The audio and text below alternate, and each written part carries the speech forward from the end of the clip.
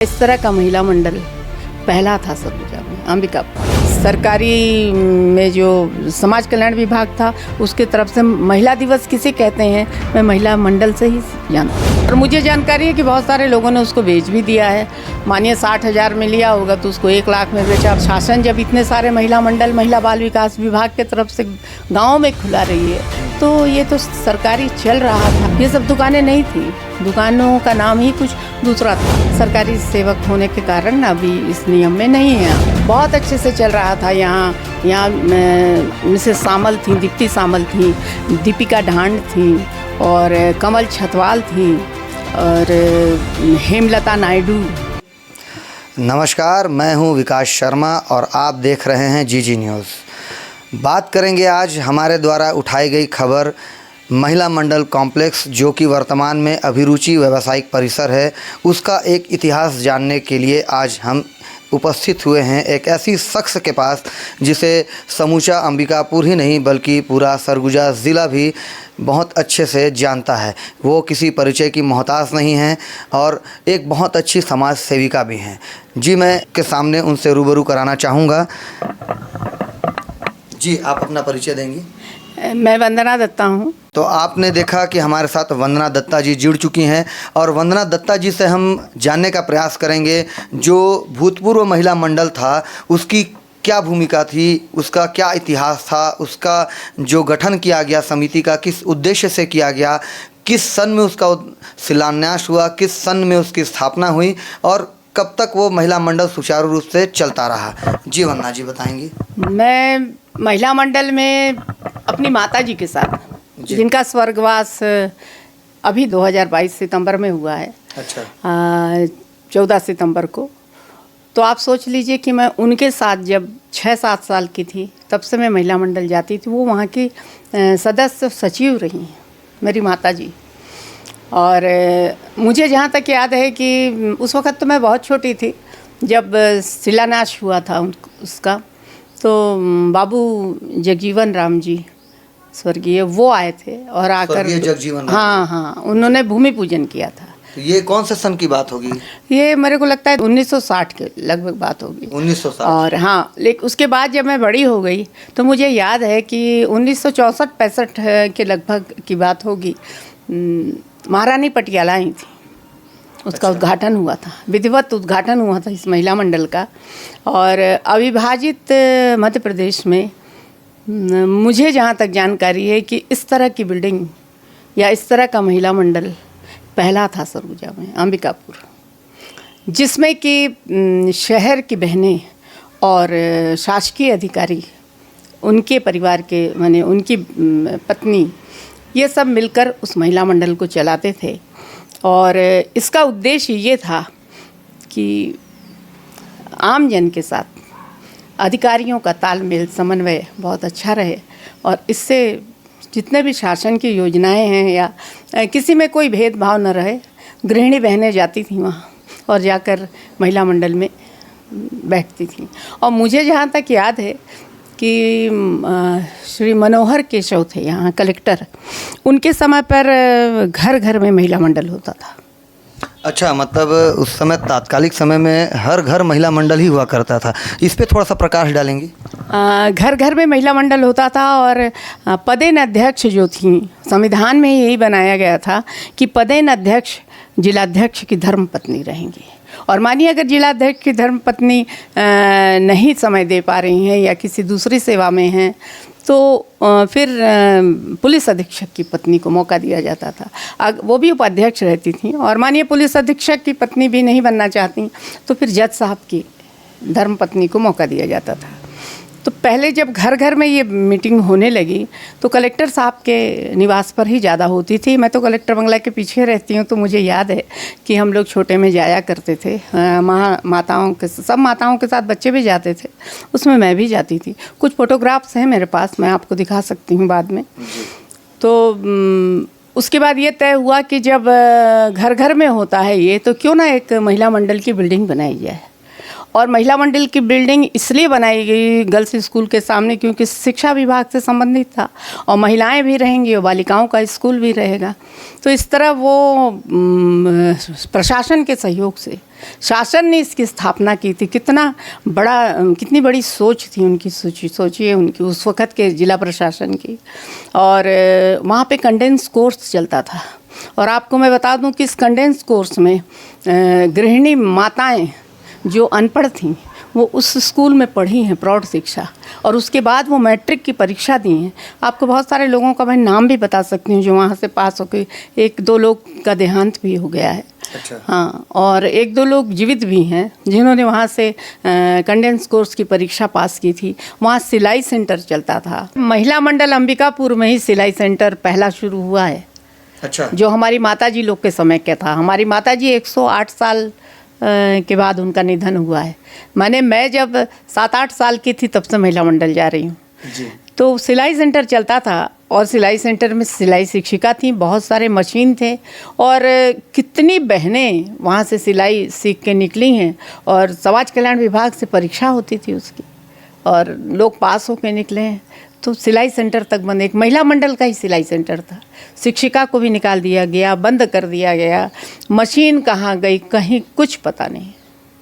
Music का class चलता था वहाँ, शाम के वक्त म्यूज़िक का क्लास मैं ही कितने दिन चलाई हूँ वहाँ।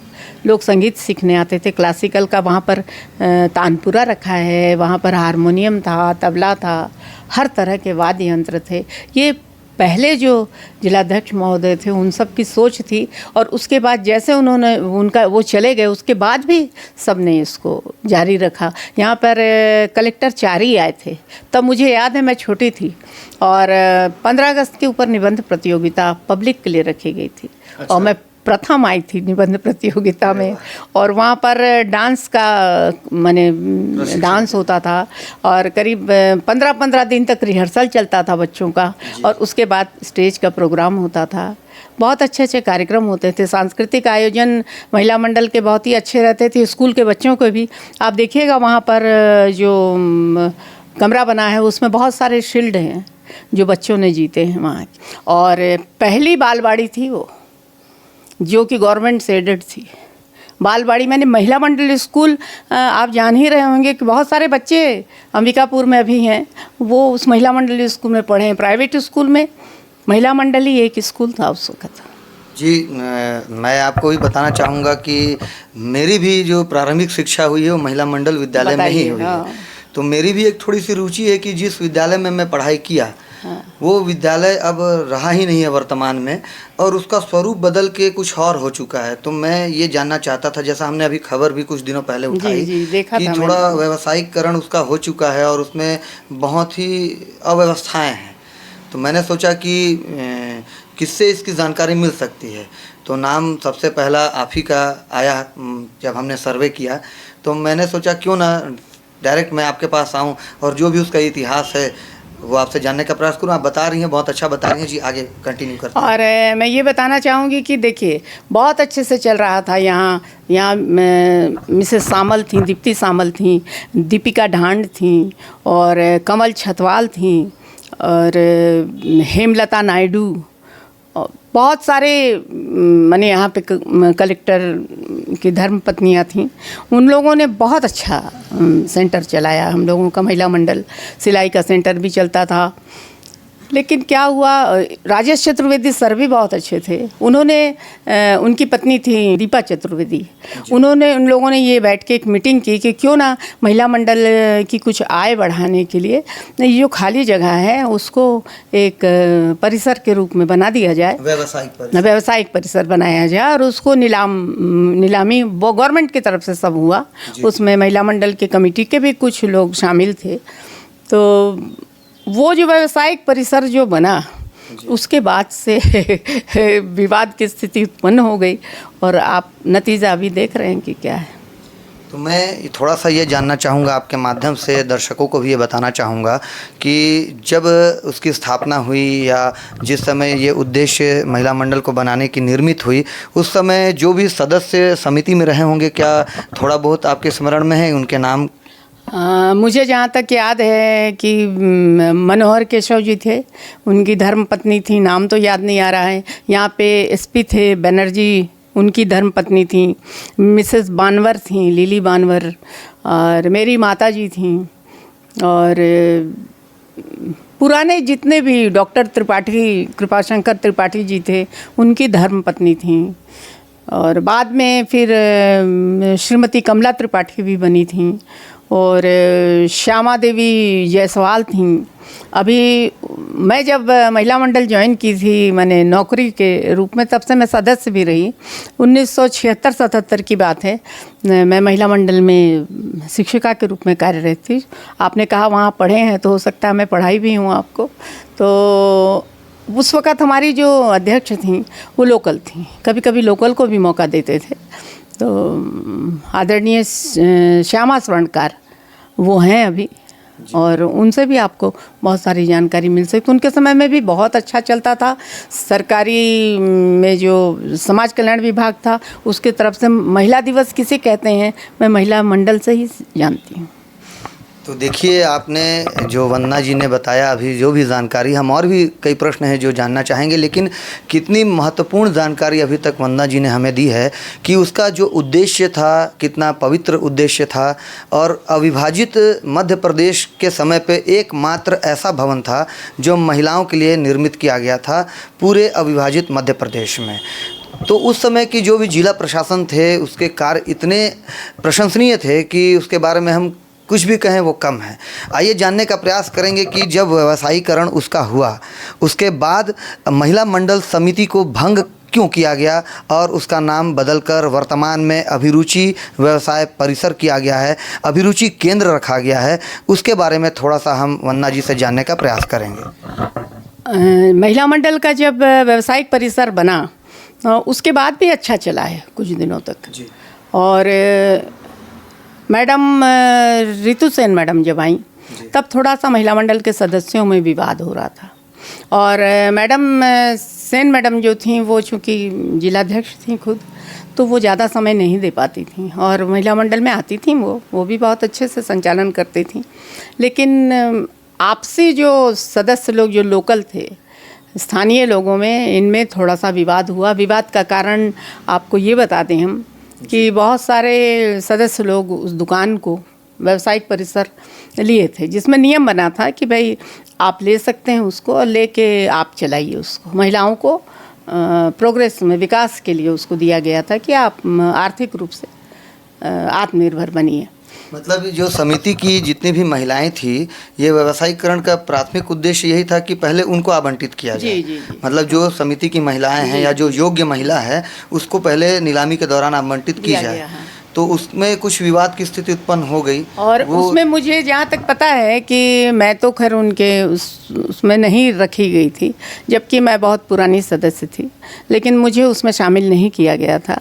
इसका कोई कारण थोड़ा स्पष्ट करना चाहेंगी कि आपको समिति में इतनी पुरानी सदस्य होने के बावजूद जब व्यवसायीकरण का निर्णय लिया गया, तो उसमें आपको शामिल क्यों नहीं किया गया? मुझे शामिल इसलिए नहीं किया गया कि आपको पता होगा कि मैं महिलाओं के आर्थिक आत्मनिर्भरता के लिए एक छोटा सा विक्रय और प्रशिक्षण केंद्र चलाती हूँ, सरगुजा शिल्प, और वो आज 26-27 साल से ऊपर हो गया, वो संचालन हो रहा है। और उसमें महिलाएं अपना रोजगार कर रही हैं, और किराया मैं अपनी जेब से देती हूँ सामाजिक काम के लिए। तो मुझे उस नियम में ये बता दिया गया कि सरकारी नौकर जो हैं, शासकीय सेवक जो हैं, इस कमेटी के सदस्य नहीं हो सकते, और ना ही दुकान भी ले नहीं सकते। तो आप बता रही हैं कि जो शासकीय कर्मचारी हैं वो इस व्यावसायिक परिसर के क्राइटेरिया में फिट नहीं होते हैं, लेकिन हमने देखा कि वहाँ पे एक शॉप हिंद स्टेशनरी के नाम से संचालित है, अभी भी वर्तमान में है। तो उनके जो ऑनर हैं, जो एक खान साहब हैं, उनका पूरा नाम तो मुझे स्मरण में नहीं है, तो वो भी तो मेरे ख्याल से सरकारी कर्मचारी ही हैं। और अभी जब हमने इस खबर को चलाया तो पता ये भी चला कि उन्होंने भी अपनी दुकान को किराए में दे दी है, जबकि गाइडलाइन जो हमने रीड किया है उसमें ये लिखा हुआ था स्पष्ट कि स्वामी जो है उप किराएदार भी नियुक्त नहीं कर सकता। और अभी आपके माध्यम से ये भी एक बात पता चल रही है हमें कि उसे बेचने का भी हक किसी को नहीं है जी, क्योंकि वो तो उनके विकास के लिए ही किया गया था एक महिलाओं के। तो जैसा आपने बताया कि यह सरकारी कर्मचारी उस क्राइटेरिया में नहीं आते हैं, तो फिर वो कैसे मतलब उसमें आ गए? देखिए क्या है कि मैं उस जो कमेटी बनी हुई थी उसके नियम से खूब ज़्यादा जानकार नहीं हूँ, क्योंकि मैं सामने देख नहीं पाई थी उसको, मुझे मौका नहीं दिया गया। लेकिन ये जब मैं इच्छा जाहिर की कि मैं भी इस दुकान को लेके महिलाओं के लिए करना चाहती हूँ, तो बताया गया कि सरकारी सेवक होने के कारण अभी इस नियम में नहीं है आप। तो और उनको कैसे मिले जिनका आप नाम ले रहे हैं, वो हमारे यहाँ के महिला मंडल में क्लरिकल जॉब भी समय समय पर दिया करते थे अंशकालीन, और उनको किसने दिया और वो कैसे उनको मिला और अभी किराए से भी दे दिए जैसा आप बता रहे हैं, जी जी। ये तो जानकारी नहीं थी मुझे, पर मुझे नहीं दिया गया। खैर उसका मुझे कोई वो नहीं, उन्होंने अपने नियम बना लिए हैं। और दुकानों का मुझे जहाँ तक पता था कि जो बहनें जो दुकान ली थी वो 3-3, 4-4 लोग मिल के लिए थे, और बहुत ही कम माने धन में उनको दिया गया था, जबकि जो नीलामी हुई थी उसमें जो पगड़ी वगड़ी भरनी थी वो महिलाओं के लिए नहीं था। अच्छा, हाँ, तो पगड़ी हम लोगों क्या आप थोड़ा सा ये डिटेल बता पाएंगी कि कितने दुकानें प्रारंभ में महिलाओं को आवंटित की गई थी? बहुत सारे लोगों का है, मुझे नाम तो नहीं बता सकते, अभी भी कुछ लोगों के पास है शायद, और मुझे जानकारी है कि बहुत सारे लोगों ने उसको बेच भी दिया है। मानिए 60,000 में लिया होगा तो उसको 1 लाख में बेचा, फिर दोबारा 1 लाख से, और बहुत सारे लोगों ने तो कुछ पैसे भी लिए और उनको दुकान भी नहीं मिला। ऐसी भी हमारे पास माने लोगों की शिकायत आई थी, लेकिन कर नहीं पाए कुछ। और मैडम सेन ने इसको चलाने की कोशिश की थी, फिर कुछ तो आपसी विवाद यही दुकानों को लेकर महिलाओं में, स्थानीय महिलाओं में होने लगा, तो उन्होंने क्या किया, वहाँ पर एसडीएम को जिम्मा दे दिया कि भाई आप देखिए इसको, क्योंकि वो खुद व्यस्त रहती थी अपने प्रशासन के काम में। तो इस विवाद की स्थिति निर्मित होने के कारण तात्कालिक कलेक्टर महोदया ने महिला मंडल समिति को भंग करके उसका नाम अभिरुचि केंद्र रखा। समिति को तो भंग नहीं किया था उन्होंने। अच्छा। समय समय पर वो मीटिंग भी करवाती थी, कार्यकारिणी का चुनाव भी कराती थी, लेकिन एसडीएम साहब को उन्होंने देखने की जिम्मेदारी दे दी। और उस वक़्त ये थी मैडम थी मुख्य कार्यपालन अधिकारी कौशल मैडम थी, उन्होंने भी कुछ दिन देखा। फिर प्रसन्ना साहब आ गए, तत्कालीन जिलाध्यक्ष महोदय, उनकी धर्मपत्नी भी हम लोग के साथ बहुत अच्छा काम कर रही थी, लेकिन समझ में नहीं आया कि क्यों इन्होंने बहुत हम लोग रिक्वेस्ट किए, बहुत तरह के कागजात जा के जमा किए, और जाकर कलेक्टर साहब से हम लोग स्थानीय लोग मिले। हम लोग नहीं चाहते थे कि महिला मंडल बंद हो जाए, स्कूल बंद कर दिया गया, जबकि गवर्नमेंट स्कूल खोल रही है। इतने सारे बच्चों का भविष्य अटक गया उसमें। और आपको बता दें, अभी तक मेरे पास बहुत सारे गार्जियन आते हैं जो उस स्कूल में पढ़े हैं, और वो अपना दाखिल खारिज से रजिस्टर वो चाहते हैं जाति, अपने बच्चों के लिए वो जाति प्रमाण पत्र नहीं बनवा पा रहे हैं। मैं बहुत सारे, प्रहलाद गुप्ता आए थे, बहुत सारे लोग मेरे पास आते हैं, तो मैं कहाँ से उनको दिलाऊं बताइए। मैं वहाँ पे एचएम रह चुकी हूँ, उसको पूरे के पूरे रिकॉर्ड को कमरे में बंद कर दिया गया है। वहाँ पे हारमोनियम था, तानपुरा था, जितने भी सामान थे सब एक कमरे में बंद है, और अभिरुचि केंद्र को दे दिया गया। बहुत अच्छा है, गर्ल्स स्कूल के एक किसी शिक्षक को उसकी जिम्मेदारी दी गई थी, और समय समय पर मैडम के रहते, रितु सेन मैडम के रहते और प्रसन्ना साहब के रहते भी वो वहाँ पर बच्चे लोगों का क्लास चलता था। लेकिन उस वक़्त भी हम लोगों ने, बहुत स्थानीय लोगों ने कोशिश की, सदस्यों ने, कि केंद्र में हम लोगों को भी, महिला मंडल हमारा है, हमको बैठने दिया जाए। शासन जब इतने सारे महिला मंडल महिला बाल विकास विभाग के तरफ से गाँव में खुला रही है, तो ये तो सरकारी चल रहा था शासन के सहयोग से, उनके मार्गदर्शन में, तो उसको बंद करने का औचित्य समझ में नहीं आया। हम लोग लगातार अभी भी प्रयासरत हैं कि वो महिला मंडल खोला जाए, और एक शिक्षा संस्थान चलता था उसको बंद करके बहुत दुखद स्थिति है ये। और पर हम लोगों के इसमें बताना पड़ेगा, हर अधिकारी को जा के कोशिश करते हैं हम लोग अपनी बताने के लिए। और इसका जो संविधान है, संविधान में ही ये लिखा है कि पदेन अध्यक्ष जिलाध्यक्ष की पत्नी रहेंगे। माने इसमें कंट्रोल जिलाध्यक्ष महोदय का ही रहेगा। माने प्रशासन इसको, उसके पेंटिंग से लेकर सब काम प्रशासन ही करता था। तो यहाँ पे जो गाइडलाइन है, जब व्यवसायीकरण किया गया उसका, तो उसमें स्पष्ट जो बिंदु अंकित किए गए थे कि मुख्यतः 4-5 बिंदु थे, जिसमें मांस, मछली, शराब का व्यवसाय वहाँ संचालन नहीं होगा, मोटर पार्ट्स और मोटर गैरेज मरम्मत का नहीं खोल सकते हैं, और वेल्डिंग की मशीन दुकान नहीं खोल सकते हैं, और ऐसा कोई भी व्यवसाय वहाँ नहीं किया जा सकता जिससे आम जन की शांति भंग हो और उनके स्वास्थ्य के साथ खिलवाड़ हो, जिसमें पान मसाला भी आता है और जिसमें गैस रिफिलिंग का काम भी आता है। लेकिन हमने जब खबर उठाई तो उसमें सारे व्यवसाय धड़ल्ले से चल रहे हैं।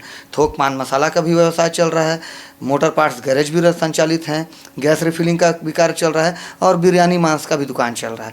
तो क्या ये जो गाइडलाइन बनाई गई थी, ये किस सोच के साथ बनाई गई थी, और ऐसा गाइडलाइन में ये अंकित करने का क्या उद्देश्य था? देखिए, जो गाइडलाइन बनाई गई थी, जो मुझे लगता है जो सोच है कि एक तो महिला मंडल परिसर था, वहाँ महिलाएं आती हैं संभ्रांत परिवार की, और सबसे ज़्यादा उसमें गृहिणी महिलाएं आती थी।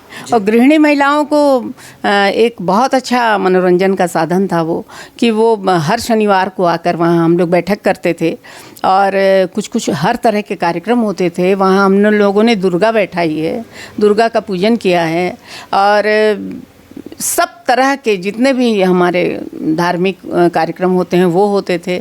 और चूँकि गर्ल्स स्कूल बगल में है और लड़कियों का आना जाना है, इसलिए इस तरह के कोई भी दुकान वहाँ पर नहीं खोले जाएंगे जहाँ पर कि कोई ऐसा व्यवधान उत्पन्न हो जो लड़कियों को और महिलाओं को किसी न किसी तरह से प्रत्यक्ष रूप से भी नुकसान पहुंचाए। और दूसरी बात क्या थी कि जब वो दुकान दिया गया था तब तो ये सब दुकान नहीं थे, ये सब दुकानें नहीं थी, दुकानों का नाम ही कुछ दूसरा था। और महिलाओं को लोगों ने जो दुकानें ली थी उसमें कुछ दिन ही वो लोग रहे, उसके बाद किसी न किसी को बेच दिए। बस विवाद का कारण यही है। तो देखा आपने कि वंदना दत्ता जी से हमने जो भी जानकारी आपके समक्ष प्रस्तुत की है, उसमें स्पष्ट तौर से हमारे सामने बात खुलकर यह आई है कि दुकान जो भी बनाई गई थी या उसका व्यवसायीकरण महिला मंडल के विकास के लिए किया गया था, वो महिलाओं को ही प्राथमिकता के तौर पे किया गया था, कि जो भी योग्य महिलाएं हैं उनको उनके आर्थिक स्थिति मजबूत करने के लिए और महिला मंडल संस्था और मजबूत हो उसके लिए वो सामने आएँ और अपना जीविकोपार्जन अच्छी तरीके से कर सकें। लेकिन मामला वहाँ तक पहुँचा कि कुछ महिलाओं ने व्यवसायीकरण का दुरुपयोग किया।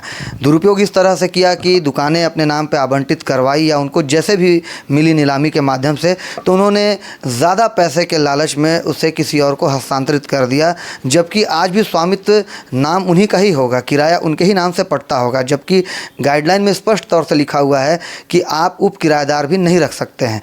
तो जब उसमें स्पष्ट तौर पर वंदना जी लिखा हुआ है कि जब किराएदार ही नियुक्त नहीं किया जा सकता है, तो बेचना तो पूर्णतः फिर असंवैधानिक या अवैधानिक हो गया। असंवैधानिक तो है ही है। और समय समय पर जब विवाद की स्थिति हुई तो तत्कालीन जिलाध्यक्ष महोदया ने इसमें कई बार मीटिंग भी ली दुकानदारों की और महिलाओं की जिन्होंने खरीदा था, और समझाइश भी दी उनको, लेकिन मामला समझ ही नहीं रहा था। तो उन्होंने एसडीएम साहब को दे दिया, उनके पास बहुत सारे काम थे ना, तो वो एसडीएम साहब को दे दिए कि आप संभालिए। फिर कुछ दिन मुख्य कार्यपालन अधिकारी मैडम भी देखें उसको।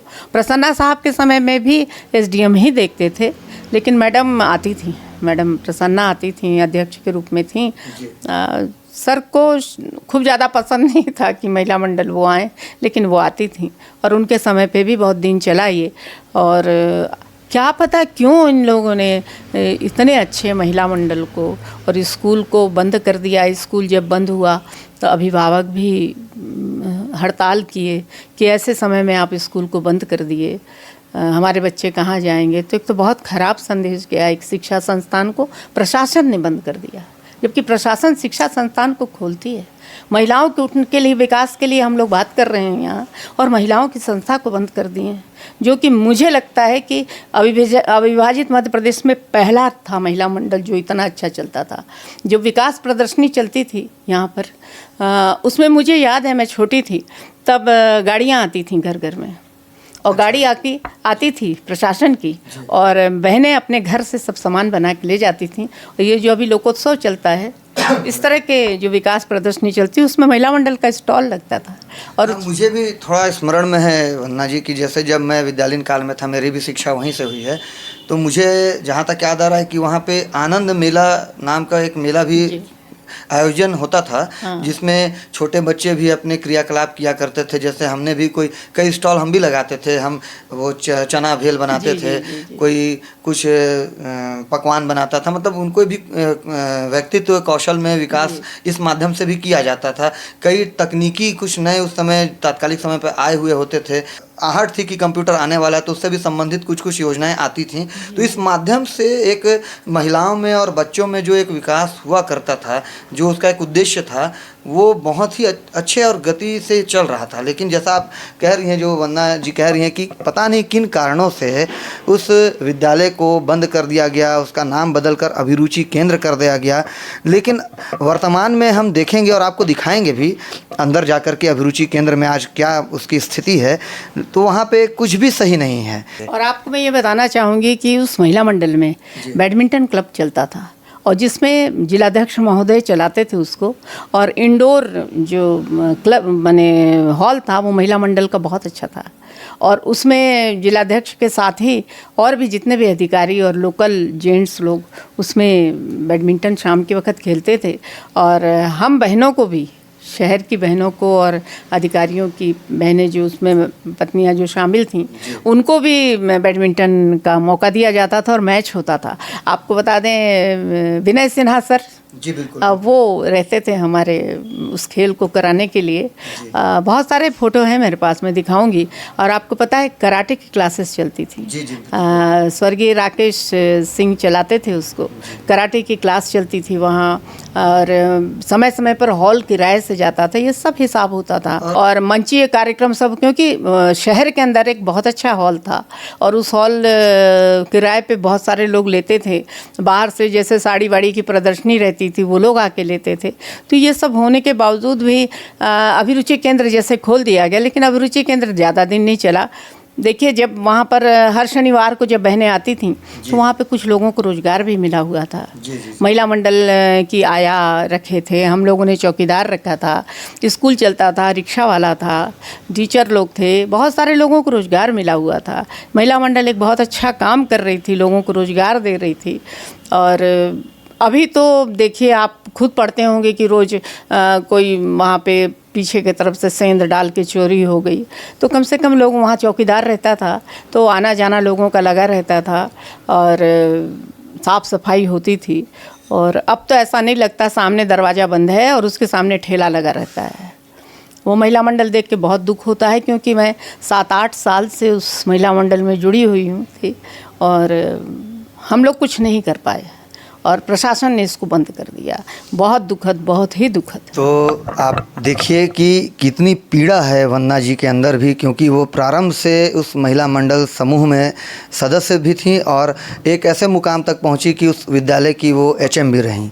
और कहीं ना कहीं उन्होंने ऐसे कई स्टूडेंट तैयार किए जो आज बहुत अच्छे विभाग में भी कार्यरत हैं, अच्छे अच्छे फील्ड में भी अपना योगदान दे रहे हैं। उनमें से एक मैं भी हूँ, मैं आपके समक्ष हूँ, प्रस्तुत हूँ। मैं ये खबर आज उठाने का प्रयास कर रहा हूं कि क्यों ऐसा क्या कारण हुआ कि महिला मंडल बंद कर दिया गया। जिस उद्देश्य से अभिरुचि केंद्र बनाया गया, वह भी वर्तमान में संचालन नहीं है, और पूरी तरह से वहाँ जो व्यवहारपूर्ण व्यवसाय होना चाहिए वो नहीं हो पा रहा है। उसकी भी व्यवहार बदल चुके हैं। एक तरफ मल्टीपर्पज़ स्कूल है, जो कि पूरे छत्तीसगढ़ में सबसे पुराने स्कूलों में से एक है, आज़ादी से पहले का स्कूल है वो।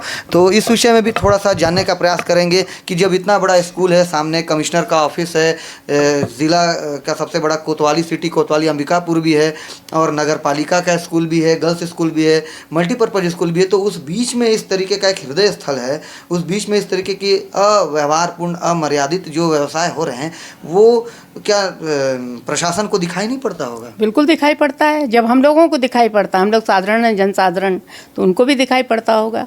और मैं एक बात बताना चाह रही थी विकास की, आज से मैं 77-78 में वहाँ सर्विस करती थी। जी, जी। तो आपको शहर के बहुत सारे लोग मिल जाएंगे जो महिला मंडल स्कूल में पढ़े हैं। जी, जी। और अंबिकापुर में महिला मंडल स्कूल ही सबसे पहला प्राइवेट स्कूल था जहाँ बालवाड़ी चलती थी। बालवाड़ी का नाम ही हम लोग महिला मंडल से सुने हैं। और उसको गवर्नमेंट से ग्रांट मिलता था, उन बच्चों के लिए भोजन का पैसा मिलता था, उसमें एक आया मिलती थी और एक टीचर का ग्रांट आता था।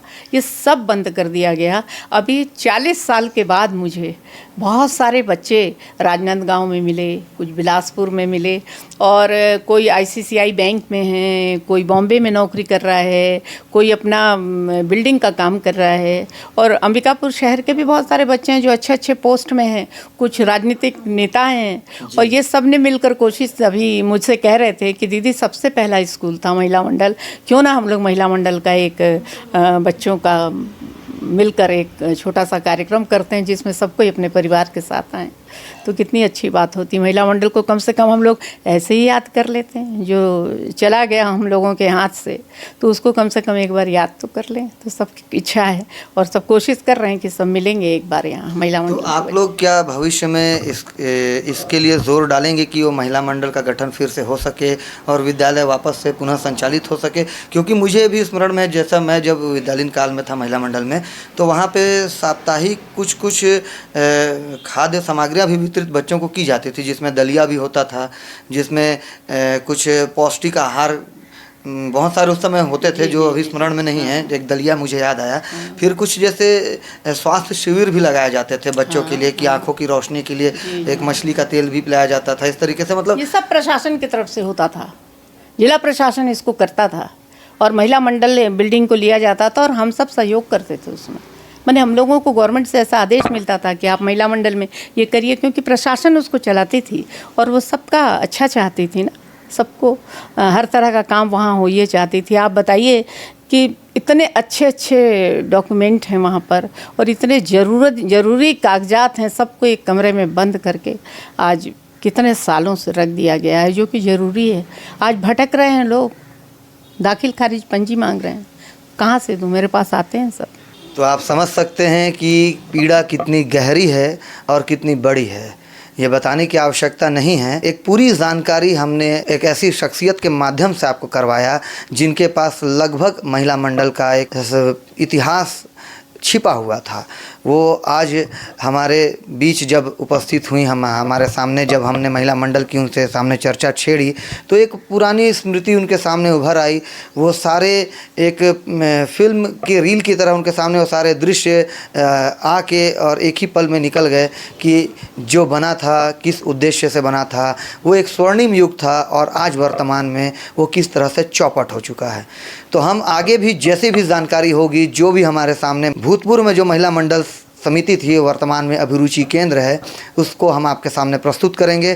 तो आप समझिए कि अगर वर्तमान में वो महिला मंडल स्कूल संचालित होता रहता तो जो मध्यम वर्गीय परिवार हैं वो उनके लिए कितना बड़ा सहारा था। जो वहाँ पे आया थी, जो रिक्शे वाले भैया थे, जो चौकीदार थे या अन्य गतिविधियाँ होती थी, वो अब अंबिकापुर शहर से ख़त्म हो चुकी हैं। कितनों का रोज़गार एक महिला मंडल समिति के भंग हो जाने से ख़त्म हो चुका है। कहीं ना कहीं प्रशासन की लापरवाही यहाँ सामने प्रस्तुत हो रही है और हम चाहेंगे कि इस विषय में हम नगर निगम की कमिश्नर मैडम से भी बात करने का प्रयास करेंगे। धन्यवाद करना चाहेंगे वंदना दत्ता जी का भी कि उन्होंने हमारे सामने एक महिला मंडल का पूरा इतिहास जो उनके स्मरण में था उन्होंने बताया। आपका बहुत बहुत धन्यवाद वंदना जी। हम तो ये चाहेंगे विकास जी कि आपके इस एपिसोड से प्रशासन इसमें जल्दी कार्रवाई करे और महिला मंडल खोल के अपनी एक बहुत अच्छी पहल को हम सबको दे और हम उनके आभारी रहेंगे। आप वंदना जी हैं, उनके द्वारा यह गुहार की जा रही है कि इस महिला मंडल का स्थापना पुनः किया जाए। आज इतने संसाधन हैं, इतनी तकनीकी रूप से हम विकसित हो चुके हैं, तो क्यों ना उसे तकनीकी रूप से मजबूत करते हुए महिला मंडल को पुनः स्थापित किया जाए। बने रहिए जीजी न्यूज़ पर। मैं विकास शर्मा सहयोगी तरुण के साथ। धन्यवाद।